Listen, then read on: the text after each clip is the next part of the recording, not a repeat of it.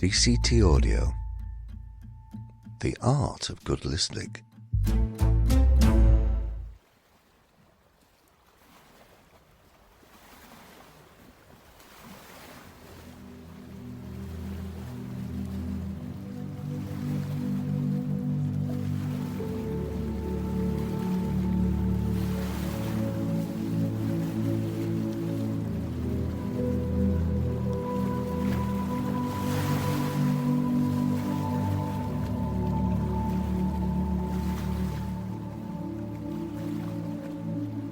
The RNLI is a charity that saves lives at sea. Powered primarily by kind donations, this search and rescue service have been saving lives for 200 years. It is a charity founded upon and driven by values of selflessness, courage, dependability and trustworthiness, with volunteers at its heart.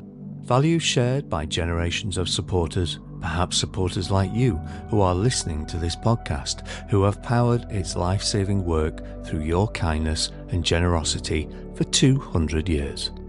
Many of the RNLI people are volunteers, ordinary people doing extraordinary things, supported by expert staff, all working together to help communities at home and abroad save lives. Across the UK and Ireland, a fleet of over 400 lifeboats are waiting for the call to rescue. Powered by brave volunteers and your support, these lifeboats have saved countless lives across the years. From large all-weather lifeboats to smaller inshore vessels, each has been designed and refined to be highly capable rescue craft.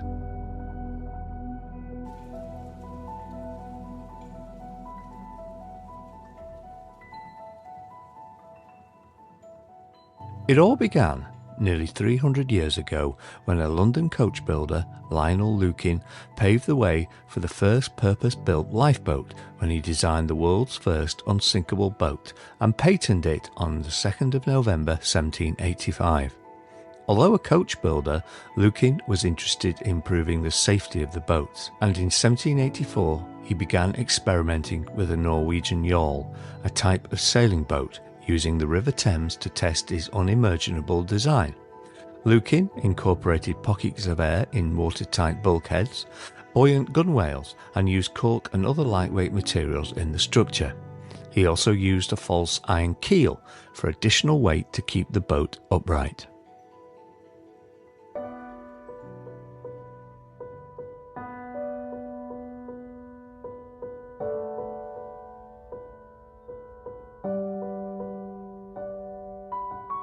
And so it was, in 1824, that a vision for a service dedicated to saving lives became a reality in Bishopsgate's trendy City of London tavern on the 4th of March 1824. Living in Douglas, on the Isle of Man, Hilary saw the treacherous nature of the sea firsthand. He witnessed dozens of shipwrecks around the Manx coast and saved many lives with the help of locals. After some initial difficulties, King George VI graciously granted the royal prefix to the institution's name, making it the Royal National Institution for the Preservation of Life from Shipwreck. On the 5th of October 1854, the institution's name was changed to the Royal National Lifeboat Institution, as they are known today. In its 200th anniversary, I visited the RNLI Lifeboat Station at Blackpool and spoke with some of the volunteers who give up their time and for some are willing to risk their lives to save others. I'm Wim Williams, resident in Blackpool and volunteer at the RNLI. Wim, I believe you volunteer in the shop here at RNLI Blackpool. What brought you to the organisation? Two things. First of all, I actually went on a holiday over towards the Farne Islands and realised when I was out there all about the history of Grace Darling, and it fascinated me, to be honest with you. So it sort of brought the RNLI to note. I've always lived in the countryside, so the RNLI was not really of much use to me till that point. Then we moved to Blackpool and we live on North Shore, and one night I was walking the dog and I just could see this person walking out into the sea. They were just going, you know. And you sort of like look at them and you think, oh, they're just putting their toes in the water. Then you look at them again and think, they've been a bit silly. Then you look at them a third time and think, there's a problem here. And I watched this person literally trying to walk out into the sea. Obviously putting the call in, I think it had already gone in though. And then I saw the RNLI coming round. The boats were there. They were there for that person. And it just made me realise that, you know, these guys go out and save lives. They do an absolutely fantastic job. So I was retiring and I just thought, I can do something. I'm guessing it brings you an immense sense of satisfaction.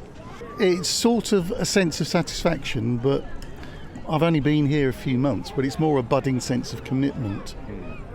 I passionately want to see the RNI managing to do what it does so well, even better, if possible. And I'm dedicated, or, you know, becoming dedicated into helping them achieve that goal.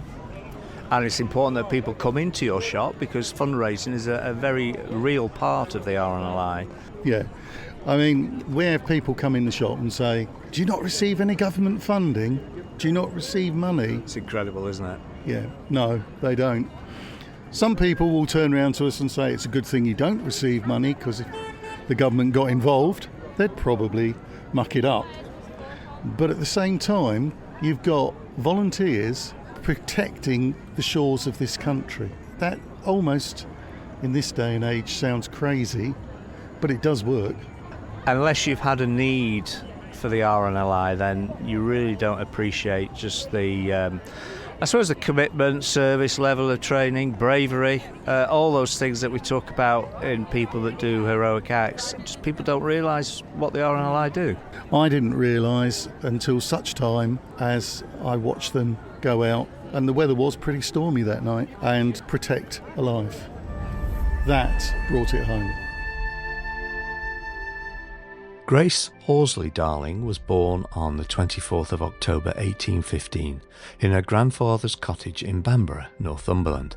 She was the seventh child of 9 and the daughter of William and Thomasine Darling. William Darling was a lighthouse keeper, and Grace grew up on the Farne Islands, first at Browman's Island and later Longstone Rock. She spent her childhood studying, keeping the house clean and helping her father look after the lighthouse. Grace would often join her father when he put out to sea. On the 5th of September 1838, the SS Forfarshire set off from Hull to Dundee, carrying around 60 passengers and crew. During the night, the ship's boilers began to leak, and despite repair attempts by the crew, the leaks became worse. By 11 p.m. the following night, the boilers had failed completely, forcing Captain Humble to stop the engines. The Forfarshire began to drift, buffeted by the ferocious gale-force winds that had begun to blow. The captain decided to turn back and seek shelter near Farne Islands, powered only by a makeshift sail. The storm was getting worse, and the pitch-black night, tempestuous seas, and the downpour of rain made it increasingly difficult to navigate. Eventually, the captain saw a light, which he believed to be the lighthouse of Inner Farne, and headed towards it. In reality, he was drifting towards Longstone Lighthouse, unaware of the perilous rocks which surrounded it. I'm Lorraine. I'm a volunteer crew member on the D class and B class at Blackpool Lifeboat Station. Hello Lorraine, I've just been speaking with your partner Danny, who's the helm here at the lifeboat station at Blackpool. I suppose one of the reasons I'm asking everybody is why do you volunteer for the RNLI? Because it's not a paid position, and it's not an easy role to fulfil. Yeah, I mean, I use the water myself, so I can understand the dangers that are out there. And having witnessed a job ongoing at one point a few summers ago, just thought if I was out there, I'd hope someone was going to come and look for me. And thought, well, if that's the case, maybe I should go and look for other people. So that just sort of inspired me to look into it a bit more. I've always known a few people that have done it at various stations, not this one. But I think you just have to have that moment where something happens in your mind that makes you think, no, I want to do that. Just for people that don't know, how did you find the training? How long is it? What are the sort of things that you have to do to qualify as a boat person? When you start at the station, you generally start as shore crew. You do that for maybe up to a year. That just make sure that you're happy with the position, that the station are happy with you, that you've got the commitment to come down to jobs all through the day and night. I mean, at this station, we do get a lot of nighttime jobs, middle of winter, 2 a.m, rough seas. It's not always the best conditions, so it doesn't always suit everybody. So you'll come down, do your shore crew part, because we need people to help launch the boats, particularly the D classes. It's very manual, and if it's a rough day, it's not that much fun to do. So yeah, we definitely need that support. And then once you've done that, gone through your shore crew training, you'll go onto a boat plan, and that's when you'll start doing the actual boat crew training, which does involve going down to pool to do courses down there. And also we do exercise every week, so there's sort of ongoing training the whole time while you're out on the boats, or even in the classroom, depending on what sort of thing we're working on at the time. I did ask Danny, it's an obvious question to ask people that do volunteer for the RNLI is, do you ever get anxious or scared when you're going out on a job? You can do. I mean, you obviously you kind of get the anxiety, adrenaline of coming down to the job. You don't know what it's going to be. You don't know who's going to be here when you get here. Are you going out? Are you not? Are you shore crew? Are you boat crew? You don't know that until you arrive. And those roles are sort of allocated as part of the briefing. The worst part really is the launch and recovery of the D classes in rough weather. And that is the hardest part. Once you're out there, yes, it can be rough, but you've got control of the boat at that point. When you're launching and recovering and it's a high tide and it's a bit windy, you're straight into deep water, you've got powerful waves and you're trying to maneuver a boat manually. For me, that's the hardest part. That's the anxious part, getting it off, getting it safe, getting in, and then getting back out again. We have alternative recovery sites for when it is bad weather, but you don't always know. Flat, calm day, it's nice and easy, but on a rough day, it can be, there's more to think about and there's more that can go wrong. So has there been, in your service to the RNLI, one defining moment, I suppose, or one incident that sticks out in your mind? There's probably a few for different reasons. It's always nice to hear that you've been involved in a life-saved job. So there's a few of those that stick in my mind. I think for me, the most surprising part that I suppose you wouldn't expect when you first join up was that one of my first jobs, after having gone through all my my shore crew training, like how to tie knots, where everything is on the boat for the SAR layout, and you start in training on towing and veering, was that I ended up out on the shore trying to talk a young lady out of the sea, obviously in a state of mental health crisis, struggling, didn't like men. I was the only woman on that crew. So it was then on me, and I just thought, I don't know what to do here. This isn't what I was expecting, but you just have to try and find your way through it. That is something that's key at this station and is probably unusual. There's a few stations that probably are similar to ours. Most of your stations are out getting paddle boarders, kayakers, vessels. For us, we do get a lot of mental health incidents, which is why we get them all through the night, all through the day. And it's just different. It's just a different approach. It's a different mindset. You're not looking at your boat training as such. You're trying to think of, what can I say to this person that's going to help them in this moment? Well, I think what you do is brilliant. I think what all you do is brilliant. And so I know the public, it's hard to believe, isn't it, that you're just a charity, but you really are an emergency service. So so from all of us, thank you. Oh, you're welcome. At 4 a.m, the steamer crashed into the big hardcore rock, a mile from Longstone Lighthouse. There was no time to call the passengers from their cabins and get them into the boats. Within 15 minutes, the ship had lurched onto the rocks once more, breaking the vessel in two. The front half of the ship became stuck on the rock. The back half was swept away by the sea and sank with more than 48 people on board. Grace saw the wreck from her bedroom window at 4:45 in the morning and ran to the telescope to search for survivors. It wasn't until 7 o'clock that it became light enough to see that there were people on the rock. In terrible weather, Grace Darling and her father William decided to row out and rescue the survivors. They rowed for almost a mile to reach them, fighting against the ferocious waves and powerful wind. They could see several people moving on big hardcore rock and realised they would have to make 2 trips to rescue them all.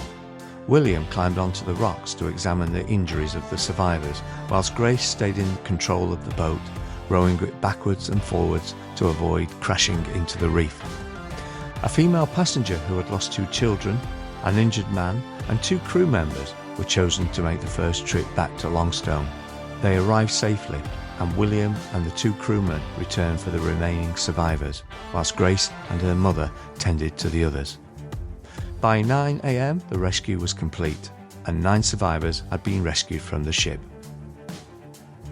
My name's Danny, and I'm a helm at Blackpool Lifeboat Station. Okay, Danny, thank you very much. It's the RNLI open day today, beautiful weather. We were just talking a minute ago, you're a plasterer by trade. Plasterer by trade in the building trade, yeah. I've been nearly all my adult life, so yeah, quite a few years. I'm intrigued as to how you got involved with the RNLI. It's a long story, probably too long for your podcast, but the short answer is I knew people on the station, so I joined through that. And what was your kind of sort of motivation for doing that? The cliche, giving a little bit back to the community. I'm Blackpool born and bred, so just giving a little bit back, and if you can help somebody and save a life, that was my main goal, I'd be happy. How long have you been with the RNLI now? About 14 years. Wow, that's a long time. It seems a long time, but there's crew that's been here longer than I have, yeah. I'm sort of in the middle. So you're a helm at the moment, what does that involve? So the helm, his job is to actually take the boat out with the crew, and you're there to ensure not only the safety of the crew, rescue of the casualty, but also to look after the actual asset as well. So it's sort of a multi-skilled role. So you're there to be in charge and basically command of everything. We were talking about this a few moments ago. You've got a wide variety of people that volunteer, haven't you? Yeah, we've got lots of different people and lots of different jobs on the station. We have everything from accountants to undertakers, myself a plasterer. We have people who work for the local council. There's quite a different eclectic mix of people. Now, I speak from personal experience as somebody that used to work in Blackpool as a police officer, and I've seen boats launch into the sea here, and I am beyond admiration for the bravery of yourselves that go into the seas when everybody else would think there's just no way of going in there. Do you ever? It's a silly question, I suppose, but do you ever get scared or anxious when you're launching? We don't tend to get. Well, me personally don't tend to get scared because we have very good training. We know the equipment is the equipment that we need to actually do the job, and the RNLI are very good in backing you up. If you decide that it's too rough for you to go out, or the conditions aren't right, if there's something not right and you decide as a helm, or if one of the launching authorities decides that it's not within the boat's capabilities, they won't put you into sea into any danger. So it's not like just some kind of gung-ho, you've got to go out there. There's a whole process you have to go through before the boat gets into the water. And I suppose that gives you some reassurance that you're kind of working within your own capabilities and that of the boat. Yeah, absolutely. Would never ever put myself, the boat, the crew, anybody else in risk. It's just not worth it. The last thing you want to do is become a casualty yourself, because then you're putting somebody else in risk to come and get you out of danger. I hope you enjoy today. It's a glorious day here, and thank you for your service. Like I say, you certainly have my admiration, I'm sure that of the public as well. No, we only ask for donations to keep the station going. People class us as heroes, but we're not heroes. We're just everyday people that do an extraordinary job, I guess, as a volunteer. Well, you've just described a definition of a hero, haven't you? It's an ordinary person doing extraordinary things. There's nothing heroic in it. We're just normal people at the end of the day. There'll be some of us that beg to differ. Cheers, mate. Thank you. Thank you very much indeed. Grace became renowned as a heroine and won the hearts of the nation. The courageous rescue was reported by national newspapers, and her story spread internationally. She received several awards, including a Gold Medal of Bravery from the Royal Humane Society and a Silver Medal for Gallantry from the RNLI. Admirers sent letters, money and fine gifts to Grace, and even Queen Victoria sent £50. Artists travelled to Longstone to paint her portrait, which was sold to the curious public, and Grace became immortalised in plays, songs, poems and memorabilia. Tragically, Grace developed tuberculosis in 1842 and died in her father's arms on the 20th of October. Her funeral took place 4 days later at St Aidan's Church in Bamborough, which was attended by hundreds of people wishing to pay their last respects.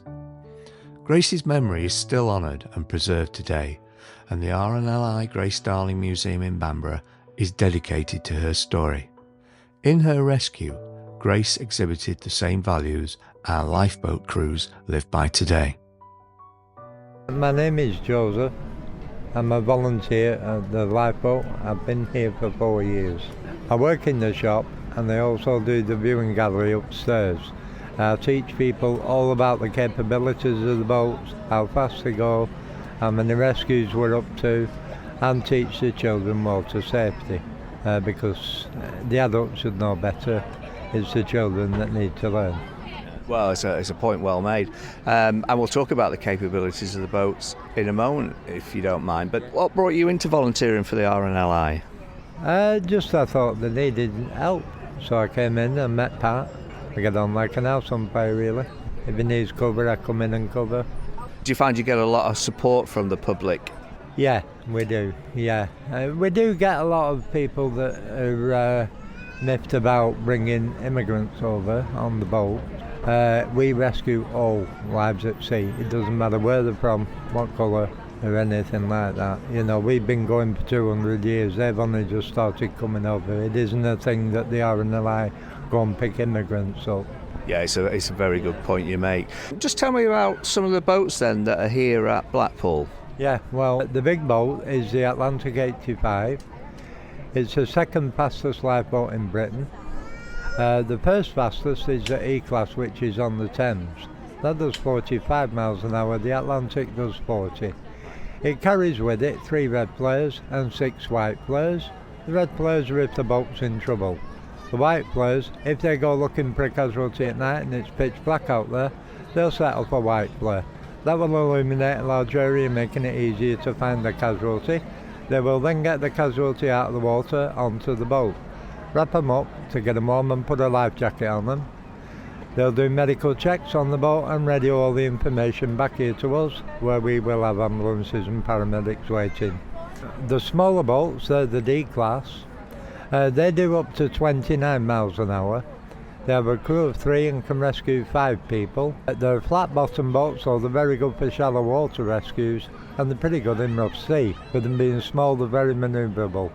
So how many crews does the Atlantic? The Atlantic has a crew of 4 and can rescue up to 20 people.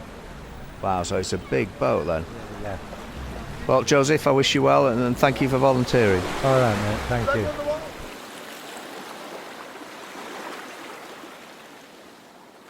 So I'm delighted to be joined by Steve Fitzgerald. Steve, we have something in common, don't we? We're both former police officers within Lancs Police. But you have an affinity with the sea here, don't you, for all sorts of reasons? Yeah, obviously when I was working Blackpool, it was always a coastal response situation. Way back when, 5th of January 1983, I was one of the responding officers to the drownings, where we sadly lost 3 colleagues. So I've always had an attachment and a respect for the water and also everything that goes on with regards to rescue, search and rescue, that kind of thing. I think you started off as a public relations manager for RNLI now, but you're doing something different now, I believe. I finished my police career in 2023. I'd finished actually in the Cayman Islands, where I was involved with the helicopters and the Coast Guard search and rescue there. And I came back here 2023. Just as I was coming back, they advertised for the lifeboat press officer for Blackpool RNLI. And when I looked at what they wanted, I thought I could do that. Obviously, I'm not going to be on the operational side, but I thought I can do that. I can help them out. I'd undergone media training and been involved in the media both at Lancashire and in the Cayman Islands. So I applied and was successful in getting it. Over the year I was trained as a media officer, which surprised me, the level of training the RNLI give their press officers, but it balances out with everything that they do for their training for every role. They don't just turn up and let you do it, they make sure that you're qualified. In the meantime, Blackpool's chair of the Lifeboat Management Committee got to the stage where he decided He wanted to step back for a number of reasons, so they advertised for a chair for the management group. I applied for that and I got that one as well, so I'm double hatting at the moment. My main role is the lifeboat press officer, but then overseeing it is the chair of the lifeboat management group. This year is the anniversary of the RNLI. It's still hard to believe that it's a charity and not a funded service. We're sat outside at the moment opposite the lifeboat station at Blackpool. Can you tell us a little bit about the building? The building was completed in 1998 to replace the offshore lifeboat house that they had at Central Pier. That had become an inshore, but it wasn't fit for purpose. So this one was built, completed. They included a shop and visitor centre in it, which is it's one of the busiest in the country in terms of footfall and revenue. And it's brilliant that people can actually go in and look at the lifeboats without having to physically touch the lifeboats. We still keep the operational areas sterile from members of the public. We house 2 D-class lifeboats inshore, and the Atlantic 85, which is an inshore boat, although it's got a longer range and can go out in more severe weather than the D-class. So with 3 inshore boats, it's one of only 2 RNLI stations that actually has 3 lifeboats in it. And that's because of how busy this station is. At times we can have 2 or 3 lifeboats launched. I was going to ask you actually, how in the rankings of lifeboat stations across the UK, how busy is Blackpool? It's always up in the top 10, if not the top 5, of deployments during the year. Obviously, a lot of our deployments come in the evening and night time. Blackpool being the type of area it is, and some of the people it attracts have a fondness for wanting to go into the water in the middle of the night. It is an issue. It's related to the mental health crisis that's going on everywhere else. And it's something generally that we don't judge on. We're a non-judgmental voluntary service, rescue service. Everybody's life is there to be saved at sea. But we have got involved this year with the Blackpool Council and the mental health crisis teams to see if there was anything we can add to their very good work that's going on in that area. Well, you've got the open day today. Just tell us about some of the things that's going to be happening, some of the events that are on. Right, the open day we have every year. We actually obviously had to delay from last bank holiday weekend to today, and it's probably worked out very well in our favour because it's illumination switch on weekend. And as you can see, it's very, very busy. We've got at 12:30 the sandcastle competition starting. Fortunately, the tide will have turned and be on the way out by that time. That always helps when you plan a sandcastle competition. We've got entertainment on the stage all throughout the afternoon at different stages, some vocalists, magic acts, that kind of thing. We've also got our community partners, the Beach Patrol, police, ambulance service are dropping in and out when they can. We've mentioned the Coast Guard, who are the ones that deploy us most of the time. We've got stalls that are selling teas, coffees, memorabilia, everything you can think of.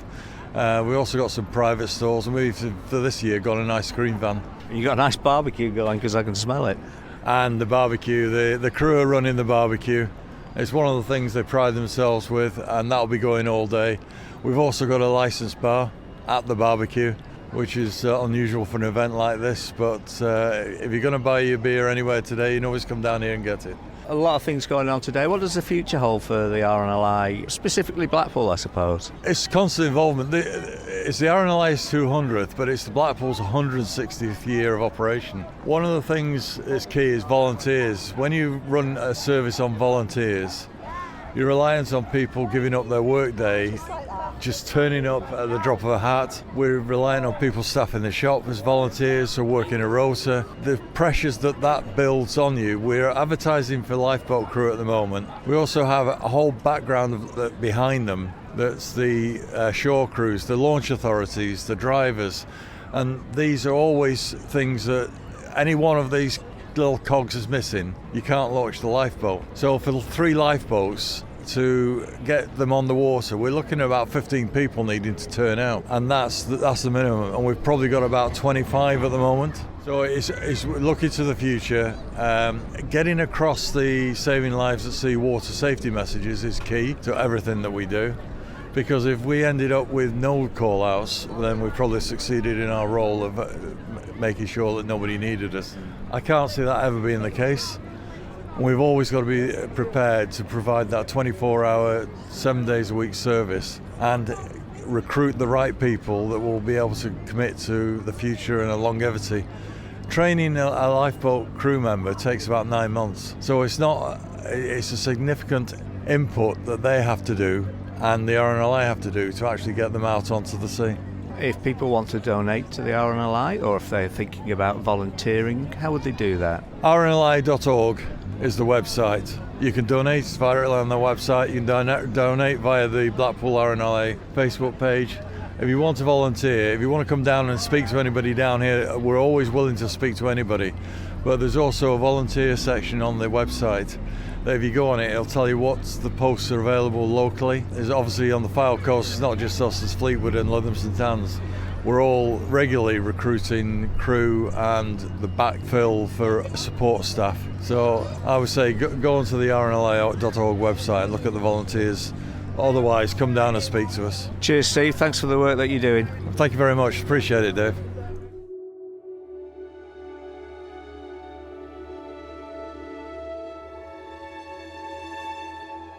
Perhaps we should close this podcast with the words of William Wordsworth, who wrote a poem about Grace Darling. Together they put forth father and child. Each grasps an oar, and struggling on they go, rivals in effort and alike intent. Here to elude and there surmount they watch, the billowing lengthening, mutually crossed, and shattered and regathering their might, as if the tumult by the Almighty's will were in the conscious sea, roused and prolonged. That woman's fortitude, so tried, so proved, may brighten more and more.